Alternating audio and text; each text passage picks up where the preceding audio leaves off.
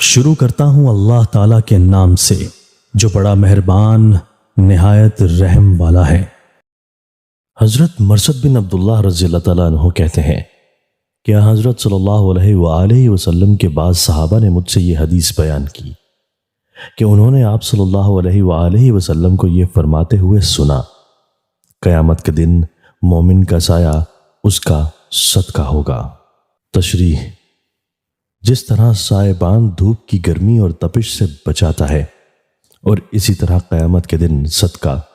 نجات اور آرام و راحت کا سبب ہوگا،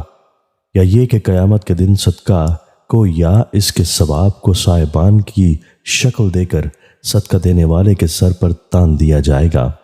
تاکہ وہ اس دن کی گرمی سے بچ جائے۔ حضرت ابن عباس رضی اللہ تعالیٰ عنہ کہتے ہیں کہ میں نے رسول کریم صلی اللہ علیہ وآلہ وسلم کو یہ فرماتے ہوئے سنا ہے کہ جو مسلمان کسی دوسرے مسلمان کو کپڑا یعنی پاجامہ، کرتا اور چادر وغیرہ پہناتا ہے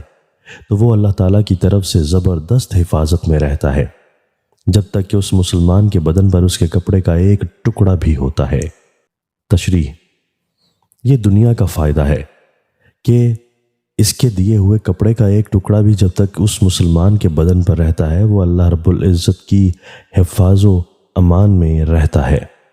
مگر آخرت میں جو اس کا ثواب ملے گا وہ ان گنت ہے۔ دوستو، اللہ تعالی ہمیں ان احادیث مبارکہ پر عمل کرنے اور اپنی زندگیوں کو سنوارنے کی توفیق عطا فرمائے۔